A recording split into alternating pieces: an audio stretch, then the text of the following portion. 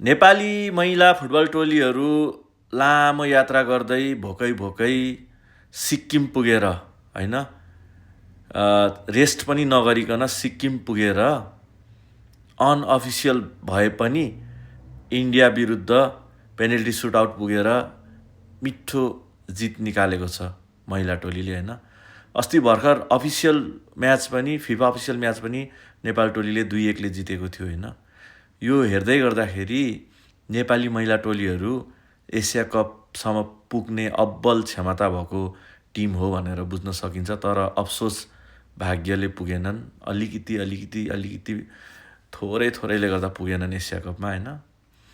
बङ्गलादेश र India Asia cup खेल्दैछ, इन्डियालाई 2 चोटि हरायो नेपालले, एसिया कप खेल्दैछ तर नेपाल खेलेको छैन। यो दुःखको कुरो चाहिँ नेक्स्ट टाइम चाहिँ पक्का पनि हाम्रो नेपाल महिला टोली पनि एसिया कप खेलुन् भनेर कामना गरौँ है। आजको जितको लागि हामी सबै खुसी हुनुपर्छ। हस् त, जय नेपाल।